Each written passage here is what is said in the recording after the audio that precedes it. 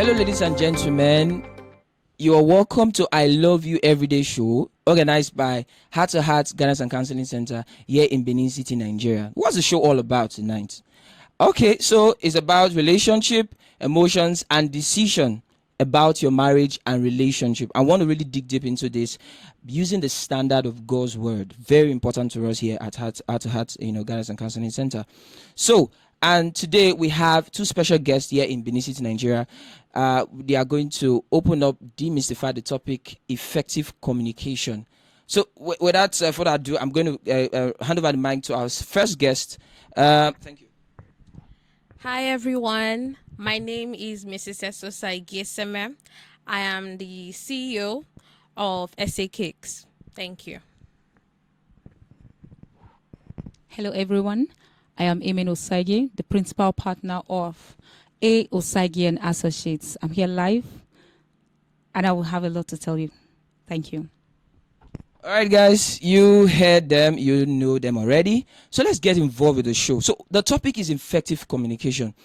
And I was telling them not too long ago that effective communication is something very simple. At the same time, it's very complex. And I tell people as well that simplicity is hard to understand. And so I want you to simply understand practically what communication could be or should be, in a relationship and as well in marriage. It boils down to marriage as well, not just relationship, because most of our audience, I know definitely would be those guys who wants to get involved with relationship, and the marriage guys, or the married guys rather, will want to say, I know these things, but we want to learn today. We want to learn about communication. So what are we striking first here? Let's understand what effective communication is. I'm going to give the mic to Mrs. Esosa to really explain this tonight. What is effective communication? What is effective communication? I mean, how effective can communication be in relationship and then marriage? Okay, thank you very much. Okay, I think before we define or explain or whatever we want to use to describe this effective communication, I think I want us to just have a surface view of what communication itself is. So what is communication? Communication to just anybody means sending information, sharing information with two or more parties. But the part where we don't get, where we have problems with, is that information you are passing needs to be understood before you talk about communication. So when there is no understanding, then that means you just pass the message. So if the person does not understand, the person might not hear, because it's one thing to hear, it's another thing to listen.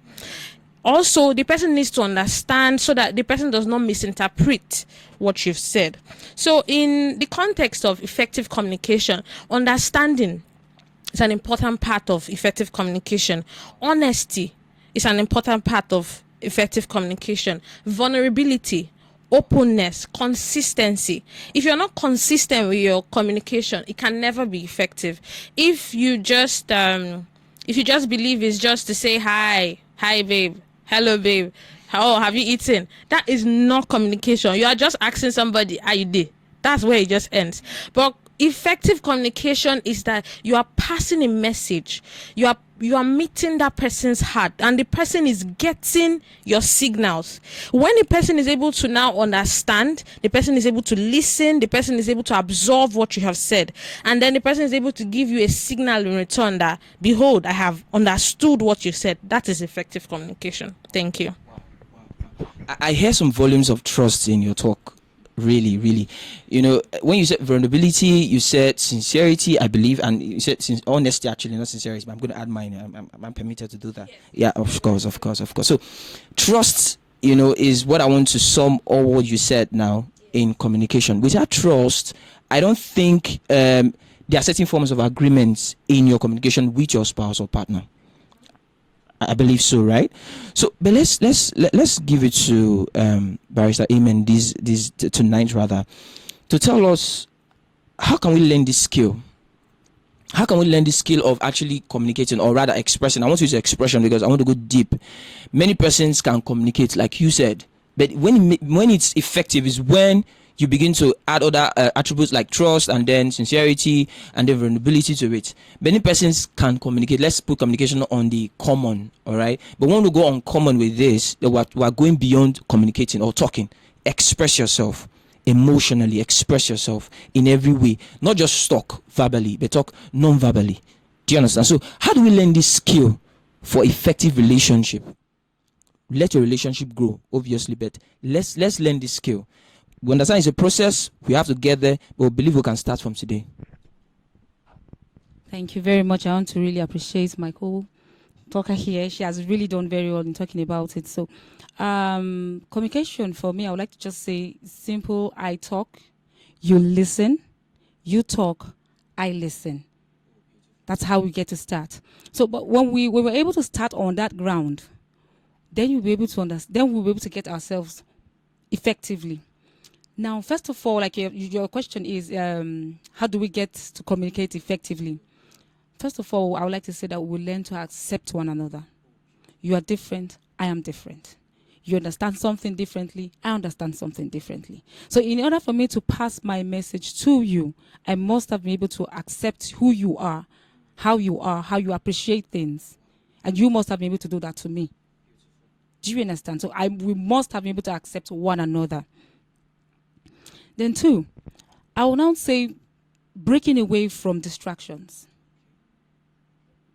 After accepting me, after me accepting you, when we need to communicate to get one another, there must be that no distraction from anywhere.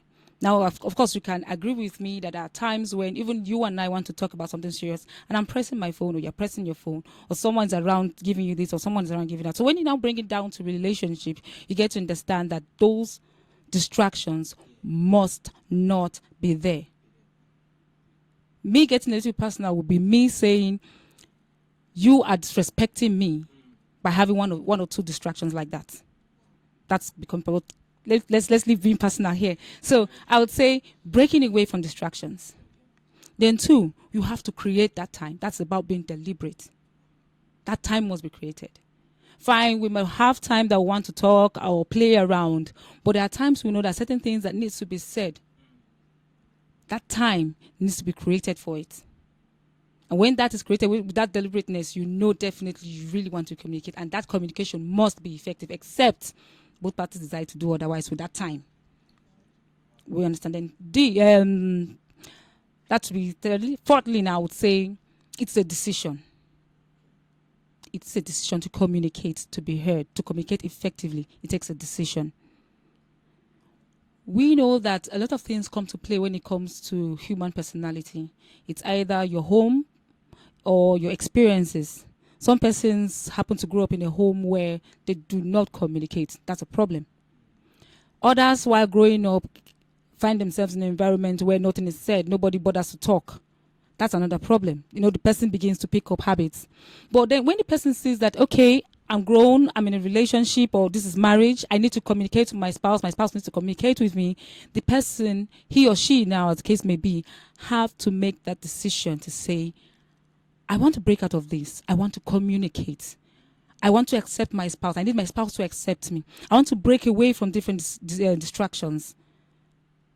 And then I'm making this decision to be heard, or to communicate, and to be communicated to as well. And then finally, I will say we need to explore. There are some persons that want a one-on-one conversation. There are some persons who prefer chats. It can be funny, but that's it. That's it. So in order not to look too one-sided, you can decide to say, okay, I know you might like this, but just try this. Initially, I'll come personal again. Pardon me. I really don't like phone calls. To me, it's a very big distraction. But send me a message. I could read your message 100 times. No matter how long. I will read, reread, and reread, and I can refer to it as many times as I can. But then, and I got to understand that there are times that I really need to take that phone call because my voice needs to be heard. The person needs to get my tone. The person needs to feel my mood, so to determine a lot of things. Of course, we know that for some persons who really need to communicate, if you are sensitive enough, you will know that the timing is very important. If you are not sensitive enough, you might miss it, either from the person's mood, the person's tone, the person's body language. All those things come to play to determine what you should say, how you should say it, when you should say it. Sure, we understand. So I'm off from personal again. So I say explore other means. It could be letter, going old fashioned. You might just surprise. You might just find yourself being surprised. Your partner might be, wow, this is really creative of you. So, and then some don't really want to talk. They just want to, pardon me, hold your hand, and they are, you just get to feel them just by the touching you. So it's important that partners get to explore different kinds of communication, means of communication. Thank you. Guys, I'm really flabbergasted right now. I've learned a lot already. The lines you gave, even to the last guy, explore, is a lot to take in. And I believe guys listening right now, we want to go back to the video. They want to listen to that part again, because seriously, what you just did is a book. For me, is a book. Is a lot of volumes. You get it. So, and the part I want to take really from what you said is a part of making a decision. Many persons grew up without communicating. I think you mentioned that in your talk as well.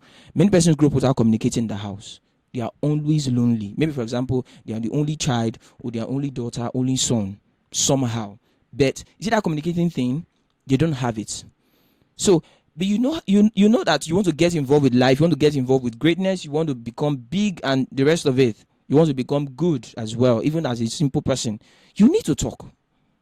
I don't know. You need to really talk. So you need to make that decision and tell yourself, I'm getting involved with this, so I need to open my mouth. Some persons don't know how to communicate. Maybe they know how to talk. Okay. But you see that communicating thing, they don't have it. Like you said, Mr. Esosa, you said, it has to be an agreement between the two persons. Without that agreement is like a one-sided thing, or they call it monologue, if I'm correct. So that is not necessarily communication. You're only talking. You're talking to the air. And many persons are hearing you. Most persons don't agree with you. It happens in church. It happens in different places. Now, going forward, let us understand those common, I will mention those things are common. I'm going to give this to Mrs. Esosa. Those things are common, but they are very complex. What do I mean? Those obstacles that comes in our way in communication when it comes to our relationship and marriage. Little things like you mentioned, distractions. I should say distractions, but you will help us with every other ones right now. What are those famous or common obstacles rather, that will kill communication in relationship and marriage? They are common, but for me, I believe they make, the Bible says little foxes spoil the vine. Do you get it? So these are the little things, as little as ants. When you get involved with your bread, that bread is gone. You just tell yourself, I'm not taking this bread. Do you get it? So they are very common. They are little things, but they kill relationship. So I want you to get involved with that. Tell us, what are those things and how we should avoid them? Or just tell us, because some persons don't know.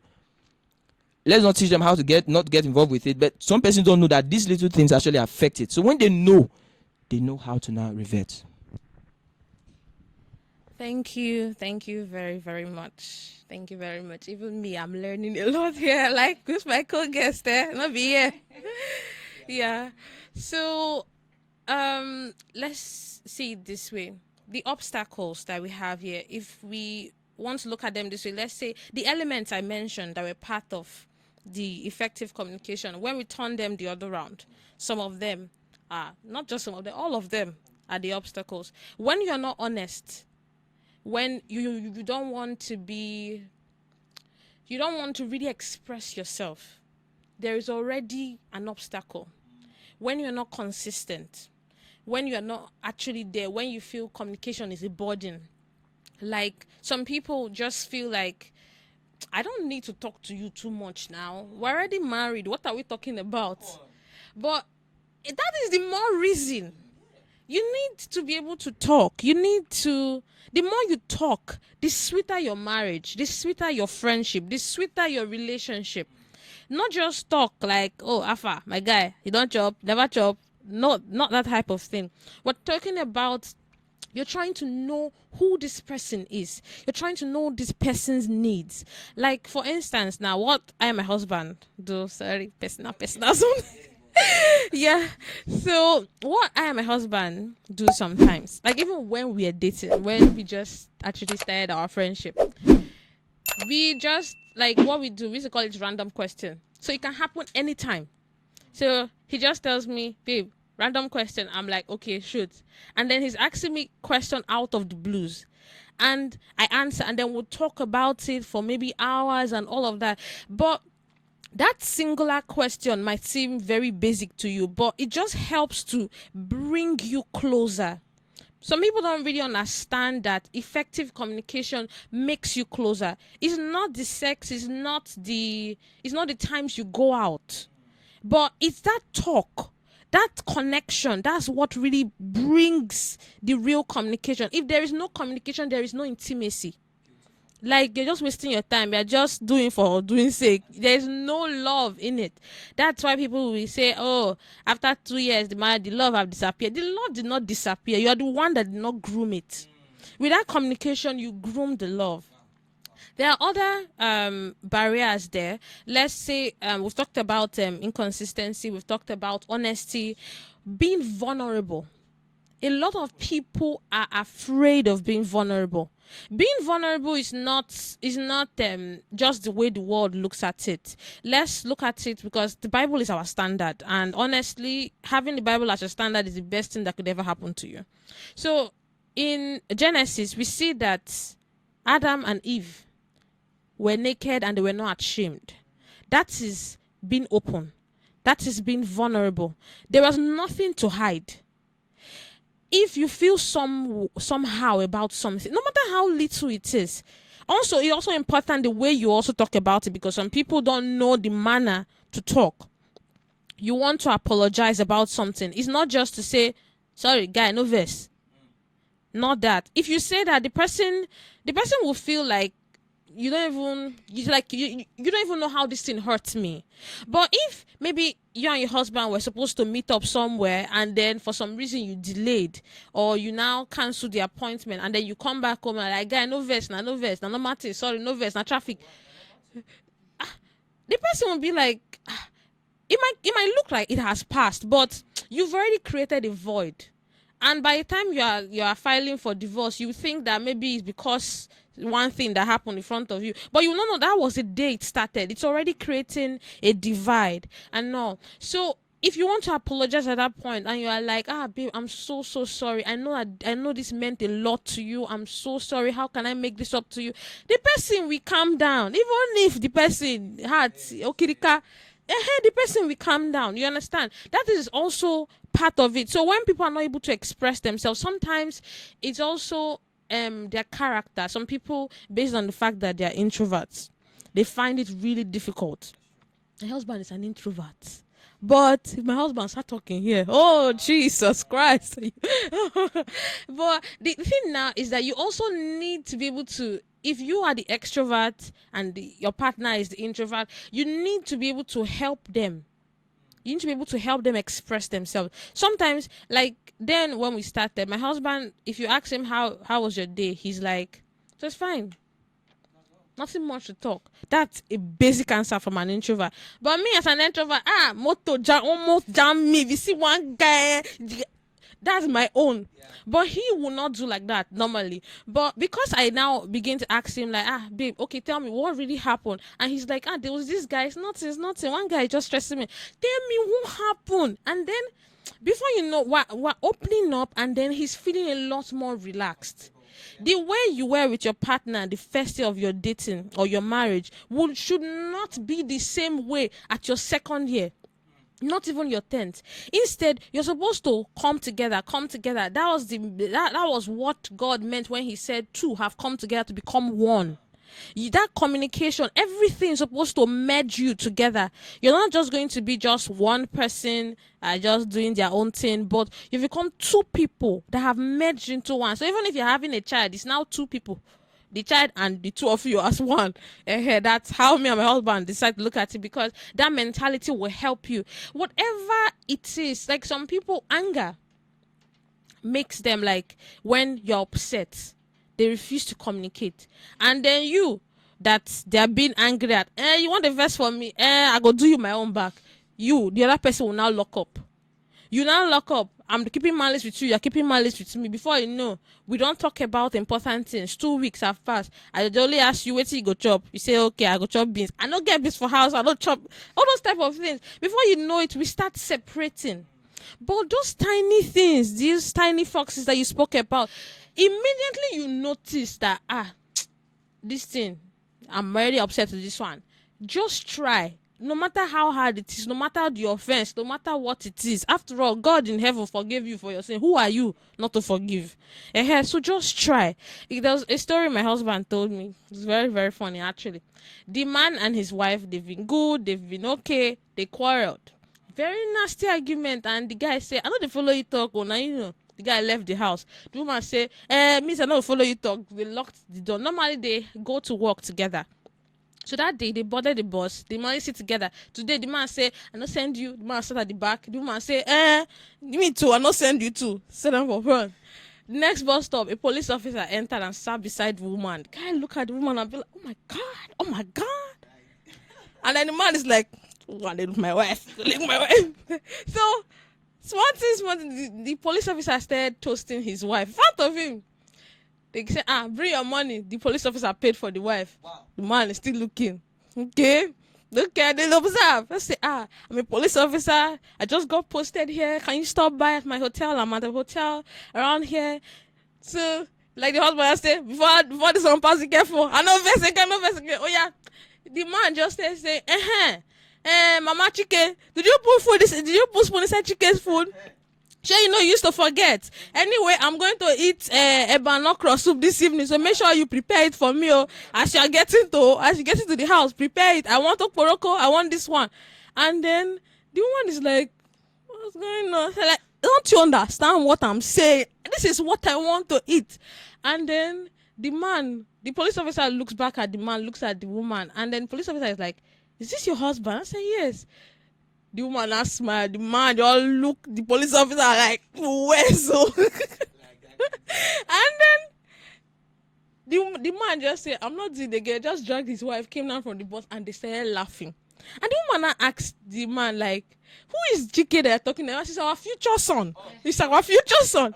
Just imagine. And then they entered the next bus, and he paid for her, and they laughed over it. That was how the whole argument ended. So once you just give room for all those type of things, it just begins to cause problems. So for you to have effective communication, get rid of it. It's not normal, Sha, that you will just stay all your life, you will not have arguments with your partner. You will have, but you just make sure that does not spoil your communication. Instead, one thing I and my husband practice is that we just call it levels. We believe that there's a certain stage we get to. We might have like maybe a very, very nasty issue or something comes up. We just make up our mind that we're crossing this. We know that this is like a major thing that is trying to block us from entering the next level. Once we level up, we know that our intimacy is going higher. So we make just conscious attempt to make that happen. Playing couple games, playing random questions, it helps. Honestly, that is how I believe you can overcome obstacles that disturb you from having effective communication. Thank you. Wow, I'm almost tempted to clap. Really, really, really. But I believe our audience listening to us right now are doing some rejoicing in their rooms and wherever they are. Wow, it's been incredible, I tell you. I've learned a lot already as well, with breaking from those obstacles. Very important. Amos chapter 3 verse 3 says, is a popular one, you can't come together. Two persons can't work together except they be agreed. Is a statement we all say, but these things it takes time, and as well it takes investment. It's not something you just get involved in a day, and everything start working. Even in disagreement, there's an agreement. Agreement has to come from that disagreement. It strengthens the bond, between those two persons involved with a relationship. And you must be deliberate. I think I like that part. Be intentional. Make the moves. Don't just sit down and wait for things to just fall on your laps. And your relationship is like I'm looking for a word now.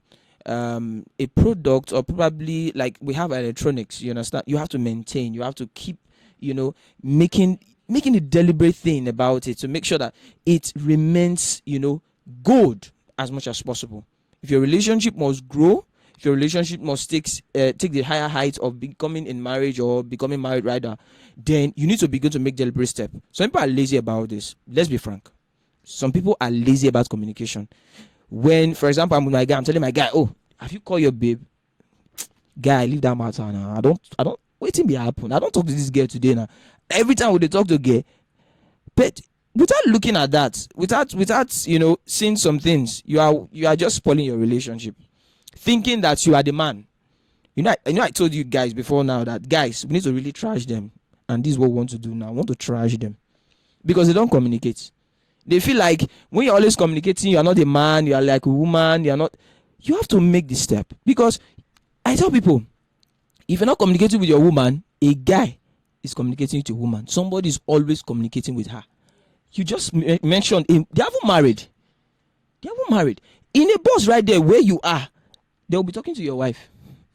Don't make this step, and you will be very, very shocked, just as happened to Eve in the Garden of Eden. Adam did not know that this thing has been conceived in Eve's mind, and before we knew it, you don't even know when he shop onto. You understand? How, if you are communicating with Eve, you should know that Eve has gotten involved with somebody. I think that's where guys seem to be very protective about. Not necessarily the girl, they don't carry and go. Before the girl, they don't carry and go. She has been worked on over time. So if you are not there, if you're not communicating with sincerity, telling her everything, she will not communicate as well. And then you don't know who is spoiling things for you. Some people will start calling village people. But your problem started in your house, started right where you are. I don't know why I'm deliberating on marriage. I don't know. It's becoming one-sided right now. Like, let's take it to U-turn, right? But I'm very sure that guys who are in a relationship or girls in relationship dating are actually learning from this. But lastly on the show tonight, let's get some practical ways. I'm going to speak on this as well while we round up, but I want to start with you guys. Just a brief one. What are the practical ways? You mentioned some of them already, but you may want to go over them again so that persons get to understand what we are saying. How should we communicate? Let's be more practical now. What are you mentioned explore, right? Let's really explore the ways on how to communicate. You mentioned question. I play that game. I don't play that game. That question game. That random questions. I'm just straight at you. You get why? Because we need to build trust, and by doing that, you are building trust. So you have some very, very funny, some are funny questions, some are very, very deep questions. Betray it. So that's another way to explore communication. Another way could be video calls. You mentioned the internet already. Video calls, whether you're in the office or whether we'll see again in the evening, explore video call. You don't know what you are doing. You are actually bringing another was another thing, or I'm looking for a word there now. Another what's the word now? Another side exactly of your partner. You're trying to understand another side of your partner. How does he take this? What does he think? Is he video shy? Is he this? And before you know, when you come back home, you're video shy, you start laughing over it. Before you know, you're already exploring some part of it. And the relationship is growing. You get it now. So just practically, let's get involved with some practicals right now. How you're married, obviously, and you're in a relationship, obviously. So tell us, how do you do this? Let's go personal, right? Let's go personal. Who should I give the mic to now? Let me give it to Barrister. Thank you very much. Like I said before, it begins with a decision. And then you are in a relationship, you are married, you must communicate. You understand? So let's say you happen to be one who doesn't talk, but you're now in a relationship. You must talk. You must be understood. You must communicate. Otherwise, you are bound to be given anything, be treated anyhow. Anything can be said to you. But by the time you're able to communicate either with words, body language, like I mentioned before, reactions, tone, the person begins to pick up these things. and does not necessarily need to hear you speak about a thing before he or she takes the hint. For example, now since you said we should go personal, sometimes I don't like to disapprove openly because I feel it doesn't come out well. But basically what I do at such times, I use my eyes. I am more like, and my friend gets it. I don't just say, no, I don't like that. I'm usually quiet about it. And then he gets like, oh, baby, oh, okay. You get. And for him, it's almost the same thing. He's always smiling and laughing and all that, but in that smile and in that laugh, he's more of the mood type. There's this thing that is more calm than natural. I don't know. Some of us really, some of us, I just feel that some of us humans need to understand, need to be a little bit more sensitive. Yeah, that's the word. We need to be a little more sensitive to the point that we don't need to wait for words actually, or to wait for a particular thing that we think we understand. Because in effective communication, we get to understand that when it comes to communication, rather, what is being communicated is not about the communicator, but about the person that is being communicated to. So you're not speaking, or you're not talking, or you're not passing that information based on how you want to understand it necessarily, but how the other person needs to understand it. Because the other person now is the one that is most important at that particular time when you are speaking or when you are communicating, because of course you are the one person information. So in as much as you want to be understood, you want what you are saying to be taken as you want it to be taken, you will also be that much concerned about the receiver. Is it how he or she understands communication? So by so doing, you have to play a dual role. You want to be understood, but again, the person who you are trying to pass that information to must be able to grasp.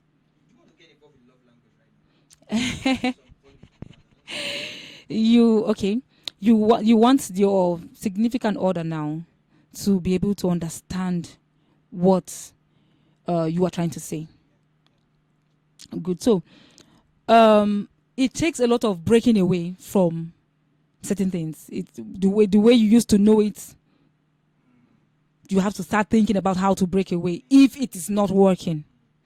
You have to think about learning if you really don't have what it takes. And then I think I would like to add that some of us need to learn to understand that when it comes to communicating, okay, like my co-speaker has said before, it's about trusting, about becoming vulnerable. We should understand that when doing that, it's not for the whole world. I think that's where some persons get to fear a lot.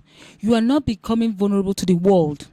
You're not becoming vulnerable to everybody, or you don't necessarily need to trust everybody. It's your partner you need to trust, or your husband or wife, as the case may be.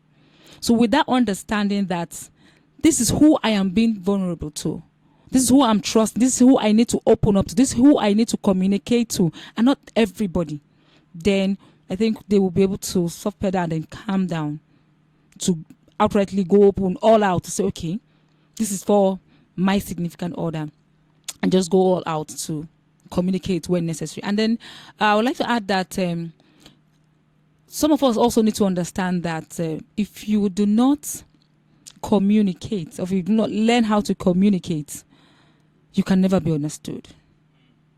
You will not get what you want, what you need, or what you expect until you really literally do say at times, or do understand what the other person understands by communication, and then let he or she understands enough to know how to do exactly what you as a person needs to be done to. Like I just picked up a quote of recent. If you don't have a goal, or if you don't have a plan, every other person's goal or plan becomes yours.